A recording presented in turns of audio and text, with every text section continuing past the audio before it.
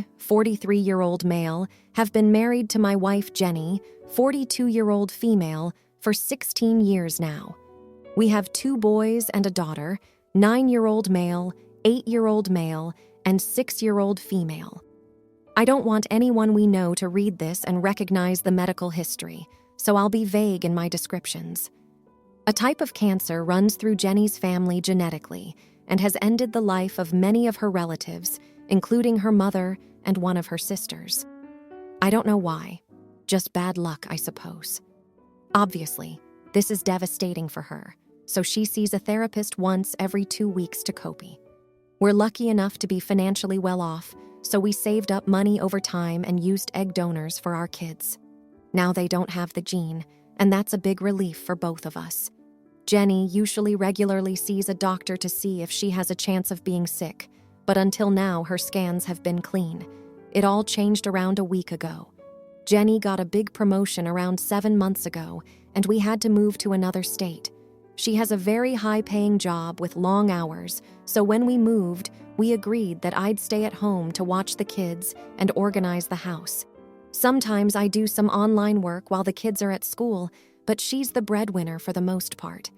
It took a little while, but eventually, we settled nicely into our new routine. I feel awful now, but between her working so many hours at the new job and me learning about being a stay-at-home spouse, the thought of getting a new, regular doctor slipped our minds. Most of the women in her family get the cancer in their 30s, so I guess her age made us relax and stop worrying as much. Now it's my biggest regret. We were both so busy, we just kept on saying we'd do it later. A little over a week ago, she began to feel some mild symptoms that she assumed was just exhaustion or a simple cold. When they persisted, we finally took her to the ER. After the examination, it was devastating to learn she showed symptoms that suggested she had gotten cancer. She started to hyperventilate at the news, and it took me and a nurse a few minutes to calm her down. The doctor told us to go to a larger nearby hospital, and we got an appointment as soon as possible. After a few tests, they confirmed that she does have cancer. Once we got there, it was torture waiting for them to finish all their observations and tests. I couldn't stop pacing around, and she just looked numb even when I tried to hold her hand.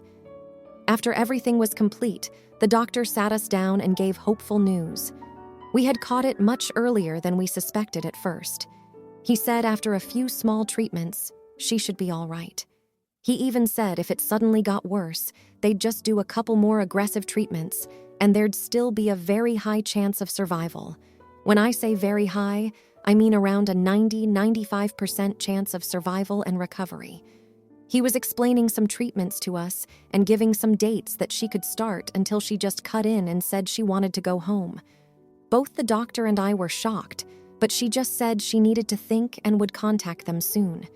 He reluctantly let us go, and we drove home. In the car, I said I loved her and tried to sound optimistic and say we're very lucky to have caught this early enough to have a real fighting chance and that I'd support her the whole way. Almost all of her deceased family members caught it late or had a type that was so aggressive there wasn't much they could do. Finally, she bluntly stated she wasn't doing any treatments. I thought she was joking at first, but she was dead serious. I begged her why, and she teared up saying she didn't want to spend the end of her life confined to a bed too sick to even speak with her kids. Many of her relatives, her mom and sister especially, were extremely miserable and in pain at the end of their lives due to the radiation and chemo. I told her how they had caught it too late and were labeled as terminal from the beginning, unlike her, and she had a much higher chance of survival without getting nearly as ill. She stated she didn't want to get her or the kids' hopes up. I'm not saying I want her to suffer just to die in pain anyways. I just wish she'd at least be open to trying some treatments first. If things went south and showed that the treatments were only giving her more pain rather than a cure, I'd fully support her in wanting to stop them and die peacefully. I'm scared if we don't treat this soon, the cancer might progress into something that would take a much more aggressive regimen of medications to treat. Those would definitely make her very ill and in pain compared to what the not-so-aggressive treatment options now would do. This came as such a surprise, I decided to give her the night to think and calm down. The next morning, she said the same thing. "We haven't told the kids yet, and I have no idea what to do. The cancer is very treatable now, but if she does nothing, she'll most likely be dead in 2-4 years, maybe sooner.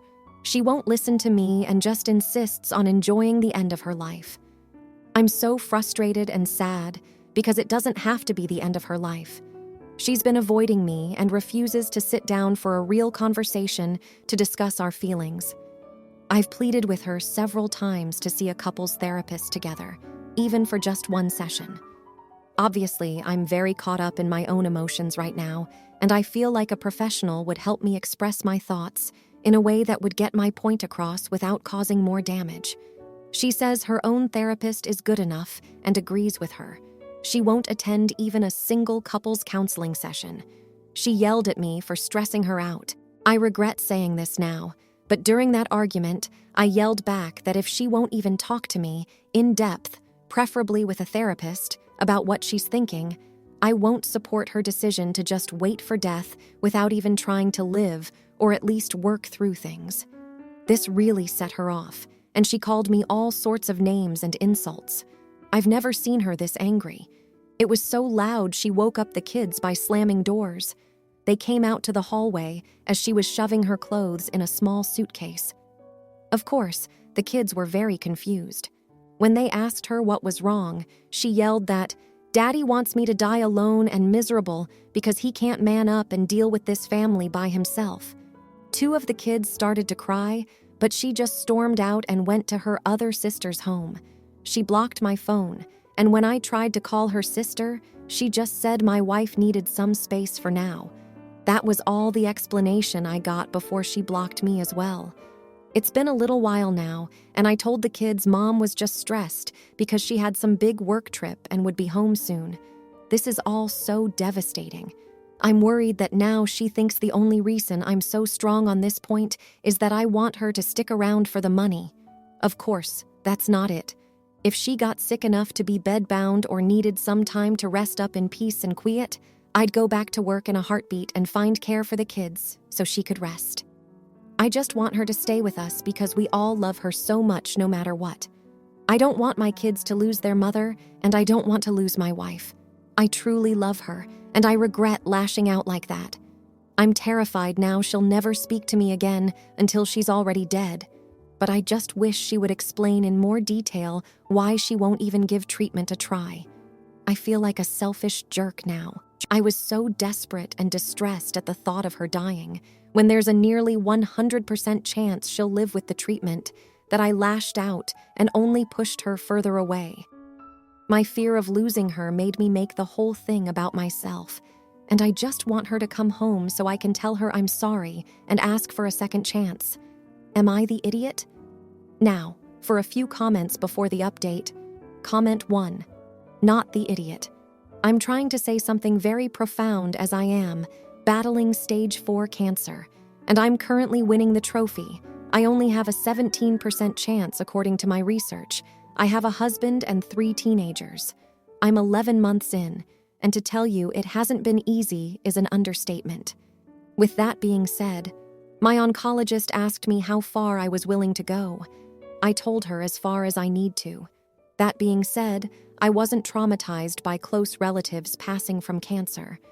I really do believe that you need to gain allies to help her see that her decision affects more than just her life. I would also suggest her to go to a cancer support group to possibly gain perspective. Good luck, Op. Comment 2. While I agree you're not the idiot, if her therapist is telling her it's her choice not to do treatment and her odds are 5 to 10% chance of the chemotherapy and radiation not working, she needs a new therapist. That's enabling her not to face her own trauma, having watched her mom and sister die from the same cancer that was caught too late. Now, for the update. After Jenny stormed out, the house felt empty. The kids kept asking when Mom would be back, and I had no answers. I was lost in my own guilt and fear, replaying our last conversation over and over in my head. I knew I had to do something, but I was paralyzed by the thought of making things worse. The next day, I reached out to Jenny's therapist, hoping she could mediate or at least pass on a message.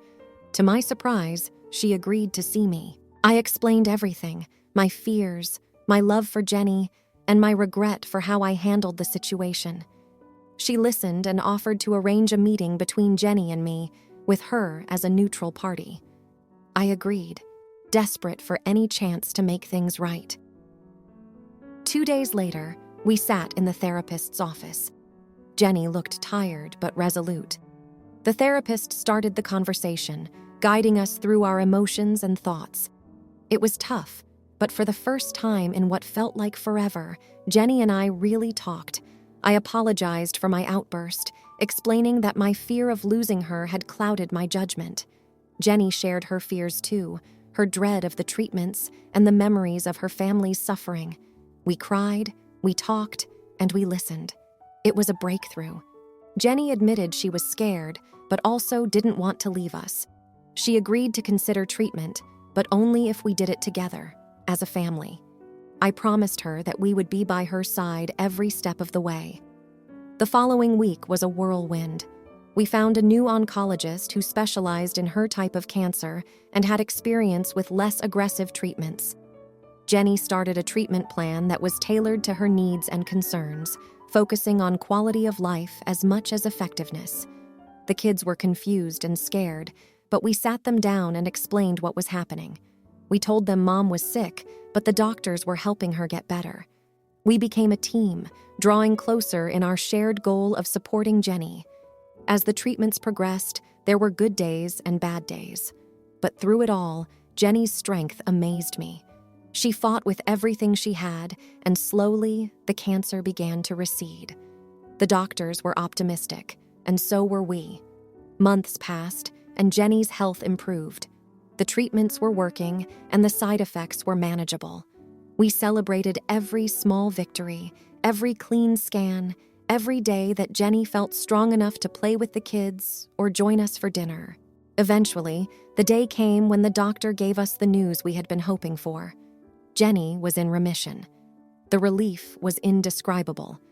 We hugged, we cried, and we thanked the medical team that had worked so tirelessly to help us. Life slowly returned to a new normal. Jenny went back to work, but with reduced hours and a new perspective on what was truly important. I continued to work from home, cherishing the time with our kids and the renewed bond with my wife. We learned a lot from this ordeal. We learned about the fragility of life, the importance of communication, and the strength that comes from facing challenges together. We grew stronger as a couple and as a family. Looking back, I realize how close we came to losing everything. But in the end, love and perseverance saw us through.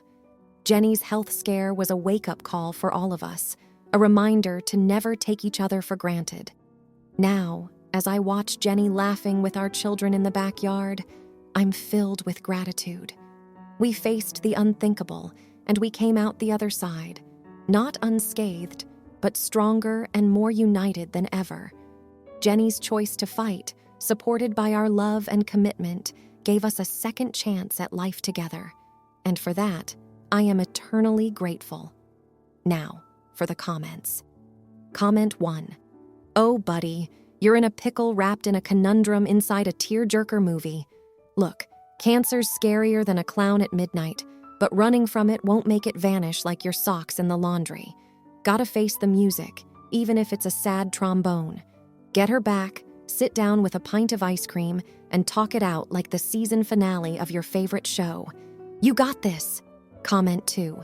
Hey there, it sounds like you've been on one heck of an emotional roller coaster. I can't imagine the stress you're under, but remember, Jenny's fear is as real as it gets. She's seen some dark days in her family, and that can cast a long shadow. Apologize from the heart, listen to her fears, and walk through this together. Sometimes love is about being the lighthouse in the storm. Now, for the next story. My husband, 41-year-old, and I, 34-year-old female, have been together for 7 years. Recently, my husband's parents got a visa approved to come to the US. They waited a very long time for this visa to get approved and were afraid it was going to get denied. I have no problem with them visiting. I was happy to hear they got the visa. When it came time to buy the plane tickets, I told my husband that I felt them coming for a month was a good amount of time. My husband got really angry at me and yelled at me that his parents can come for as long as they want to. Of course, I got upset at his reaction because I felt he was being selfish and not considering me as someone who also lives in the household. I work from home and we live in a very small apartment, 880 square feet. Them coming for so long would complicate things for me and put me in an uncomfortable position, especially because I don't speak their language. Due to his parents' mistake and his vacation time, my husband decided that they are staying almost 3 months. I was not happy with this decision, but tried to understand him. It's his parents, and there is a chance that they may not be able to ever come back. I was really trying to be understanding.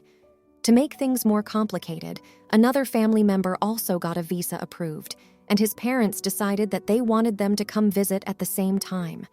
I told my husband, okay, but tell them that the space is small and suggest they stay 2 weeks. He still did not consider my feelings or the situation, and now the other family member is staying for 1 month. I was frustrated at the idea that a third person was coming for so long, and he did not take my feelings into consideration when making this decision. So, to make things easier for them and for me, I decided to go to my parents' home for a few weeks. Things were okay during this time. I decided to come back to the apartment to meet this family member and spend some time with them. My husband has been mentioning that he wants to take his family to a different state for vacation. We talked, and my understanding was that he was going to buy tickets during weekdays to make things easier for me. Yesterday, I found out that he bought tickets to go over the weekend, and he didn't even ask me if I wanted to join or if I was okay with that. Nothing. It made me feel very sad and upset that, again, he did not take me into consideration when making these decisions, especially the fact that he had bought the tickets days ago and didn't even feel like I should know. I was very upset. I felt like I wanted to cry, so I went to my room. My husband got upset at my reaction and left the house with his family. After a few hours, they came back, and I asked him to talk. I told him I felt betrayed, left out, and unloved by his actions. He got super angry and started yelling at me. His family was in the room next door and could hear his yelling. I was trying to express my emotions in a respectful way, but that seemed to trigger him even more. His argument is that my behavior ruined his parents' trip, and now they feel uncomfortable, and that the only thing they have done is being nice to me, which I don't disagree with. They are lovely people and have treated me nicely. I don't feel he understands my feelings. I feel he has made these unilateral decisions. He puts his family's needs first and above mine, and I feel I reached a breaking point. I do understand his desire to please his family and make them happy, but I feel after the fight we had last night, things are awkward and weird among everyone, and his family is obviously on his side. So, I feel extremely uncomfortable in my own house. I don't know what to do. Am I the idiot for reacting the way I did? Should I go back to my parents' house? Now, for a few comments before the update. Comment 1. Are you from the same background culture as your husband? Is it a culture where women are seen as less than and men dominate? Are you financial equals in the household? Comment 2. Not the idiot. Time to contact a lawyer and start the divorce process. Your husband has shown you how much you mean to him, and you'd be a fool to stay with him a minute longer. Now, for the update. A lot has happened since I last shared my situation. The tension in our small apartment has been growing, and it's been a tough couple of weeks trying to navigate through the crowded space and the language barrier. Despite my efforts to be accommodating, the strain on my work and personal life has been significant. The family member who came to visit turned out to be my husband's cousin, who I had never met before. His arrival added another layer of complexity to our already cramped living situation. I tried to make the best of it, setting up a small work area in the corner of our bedroom to give myself some semblance of privacy. But with the constant chatter and movement around the apartment, focusing on my job became a daily struggle. My husband, on the other hand, seemed oblivious to the chaos. He was overjoyed to have his family around and spent most of his time after work, showing them around the city, often coming back late at night. I felt like a stranger in my own home, tiptoeing around and trying not to intrude on their family time. Things came to a head when my husband announced that his parents wanted to extend their stay by another month. He had agreed without consulting me, and I was blindsided by the news. I tried to keep my cool, but inside, I was fuming. The thought of enduring this for another month was overwhelming. I attempted to discuss my concerns with my husband, but he brushed them off, saying that it was a rare opportunity for his parents and that I should be more understanding. I felt my needs and feelings were being completely disregarded, and I was starting to resent his lack of consideration. As the days passed, the atmosphere in the apartment grew more tense. My husband's cousin, who initially seemed sympathetic to my plight, began to side with my husband, making me feel even more isolated. I started spending more time at a local coffee shop just to escape the constant presence of his family. Then, another unexpected twist occurred. My husband's parents received news from back home that a close relative was seriously ill. They were distraught and wanted to return immediately, but due to the complicated visa situation, they were worried about being able to come back to the U.S. if they left. My husband was torn between wanting to support his parents and fearing that they might not be able to return if they went back home. He looked to me for advice, but I was at a loss. On one hand, I sympathized with their situation and understood the urgency to be with their sick relative. On the other hand, the thought of them leaving and potentially not being able to come back was heart-wrenching for my husband. I found myself in a difficult position. If I encouraged them to go back, I risked being seen as insensitive to their family emergency. If I suggested they stay, I would have to endure the current living situation for an indefinite period, with the added stress of their worry and grief hanging over the apartment. The weight of the decision was heavy, and I could feel the eyes of my husband and his family on me, waiting for my input. I wanted to be supportive, but I also longed for my own space and peace of mind. The dilemma seemed impossible to resolve, and I was left feeling trapped, with no clear path forward. Now, for the comments. Comment 1. Oh boy, does this take me back. My sister-in-law once stayed with us for what was supposed to be a weekend and turned into a month-long ordeal. Our one-bedroom apartment felt like a shoebox. It's tough when family overstays their welcome, and it's even tougher when your partner doesn't back you up. You've got every right to feel frustrated. Comment 2. Have you tried setting clear boundaries with a family calendar? When my in-laws visit, we plan the duration and activities in advance. It helps manage expectations. Maybe suggest a family meeting to discuss visit lengths and personal space. It's important to find a balance that respects everyone's needs, including yours. If you liked this video, you'll probably like these too. Also, while you're here, please consider subscribing. It's your support that keeps this channel alive and allows me to make better and longer videos. Have a great day.